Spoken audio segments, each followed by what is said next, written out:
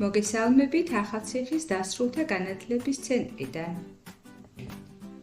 ეთერშია სათემო რადიო, რომელიც ფუნქციონირებს გერმანიის მთავრობისა და დივის საერთაშორისო მხარდაჭერით, პროექტის მისი ხმის ფარგლებში. პროექტის პარტნიორია გერმანული სათემო რადიო Z.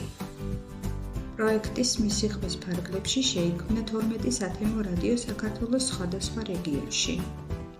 ამ ქსელის მიზანია ხელი შეუწყოს ქალთა გაძლიერებას და მათ ჩართულობას საზოგადოებრივ ცხოვრებაში. ჩვენი რადიოს მოსმენა შეგიძლიათ ონლაინ ვებგვერდზე HerVoice-G. ჩვენ კი შევეცდებით შეგიქმნათ სასიამოვნო განწყობა და ერთად გატარებული დრო იყოს დასამახსოვრებელი. თქვენთვის ეთერში მუშაობს ნინო ფატარიძე.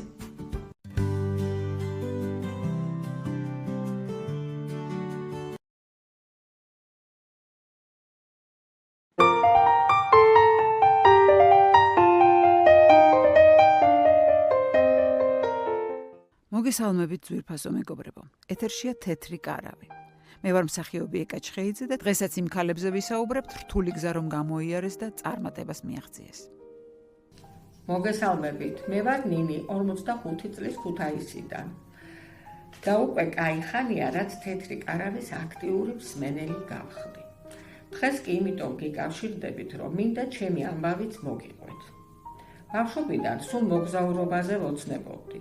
პატარაობიდან ძალიან მიყვარდა წიგნების კითხვა. ის რომ წიგნში მოყოლილი ამბავი იმ ქვეყანაში მამოგზაურებდა, სადაც ის ამბავი ხდებოდა, აღარ მაკმაყოფილებდა და რეალობაშიც მინდოდა იმ ქვეყნებში მოხვედრა და იმ ქალაქებსა თუ ქუჩებში ხედიანი. ჩემი ოჯახის დიდი დამსახურებაა, რომ პატარაობიდან მშობლიურის გარდა ინგლისური და გერმანული ენა ისე შევისწავლე, რომ სკოლის ასაკიდან წიგნებს ორიგინალში ვკითხულობდი. სტუდენტობიდან მოყოლებული კიდევ მუშაობდი და სულ მქონდა ჩემი შემოსავალი. უკვე თავად შემეძლო პატარ-პატარა ოცნებების ასრულება და რამდენიმე ქვეყანაშიც ვიმოგზაურე, მაგრამ უფრო მეტის გაკეთება მინდოდა. თავიდან ჩემს ორ მეგობართან ერთად დავიწყე ტურისტული ჯგუფების შედგენა და 10-15 კაციანი ჯგუფები სხვადასხვა ქვეყნებში სამოგზაუროდ მიყვავდა. ყველანაირ საბუთო მანიას ჩვენს თავზე ვიღებდით და ტურით ძალიან საინტერესოდ ჰქონდა დაგეგმილი. ჩვენი კლიენტები ისეთი კმაყოფილები იყვნენ, რომ ამან უფრო მეტი ძალა შევკმატა და გადავწყვიტეთ, რომ ახლა უცხოელები ჩამოგვიყვანა საქართველოში და ჩვენი უნიკალური ქვეყანა გვეჩვენებინა. რა თქმა უნდა, ასე მარტივი არ იყო ეს ყველაფერი და გზაზეც ბევრი დაბრკოლება დაგვყო. მაგრამ როცა მიზანი გაქვს და ამ მიზნის მთავარი მამოძრავებელი ღერძი მარტო ფულის შოვნა არ არის, გულწრფელად გინდა რომ შენი სამშობლო სხვასაც გააცნო და შეაყვარო, არ შეიძლება რომ არ გაგიმართლოს. 18 წელია რაც ამ ბიზნესში ვარ და ჩვენი ტურისტული სააგენტო მსურველების რაოდენობას ვეღარ აუდის. ჩემი მთავარი სათქმელი კი ის იქნება, რომ თუ ხარისხზე იქნებით ორიენტირებული და მარტო დღევანდელი მოგებით არ იცხოვრებთ და მაღალი იდეალებიც გექნებათ, არ შეიძლება რომ ამგვარმა საქმემ არ გაამართლოს. ეს მინდოდა მომეყოლა თქვენთვის, წარმატებებს გისურვებთ ყველას. დიდი მადლობა. აი გვირეკავენ. გისმენთ?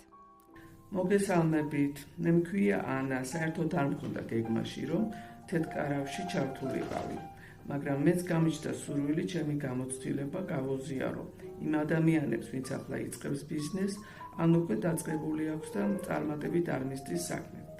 ბავშვობიდან ძალიან მიყვარდა კერვა და მიუხედავად იმისა, რომ პროფესიით ქიმიკოსი ვარ, როცა ფინანსურად ძალიან გამეჭირდა, სამსახურს თავი დავანებე და მკერვა დავიწყე. შეკვეთები ბევრი მქონდა, მაგრამ ძალიან ღლიდა ეს საქმე და უფრო მეტად კი ის ურთიერთობები ცალკეულ კლიენტებთან რომ მიწევდა. რაღაც უნდა შემეცვალა და სწორედ მაგ დროს აღმოჩნდი ტრეინინგზე, რომელიც იმ მთავარ კანონებზე იყო, რომელიც ყველამ უნდა გაითვალისწინოს ბიზნესში. სათითაოდ გვეკითხებოდა, ვის რა გვაინტერესებდა, რა გვიქმნიდა დისკომფორტს და რის წამოწყებას გეგმავდით. მე ჩემზე მოუყევი, მაშინვე მირჩია, რომ კერვისთვის თავი არ დამენებებინა, მაგრამ ინდივიდუალური უნდა შემეწყვიტა და სერიული პროდუქცია მეწარმოებინა.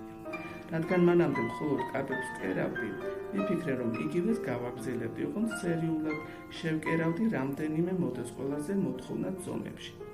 არაო, მითხრა, ჯერ ბაზარი უნდა გამოიკვლიო, რისი დეფიციტიც არის თქვენთან, ის ნიშა უნდა დაიკავო.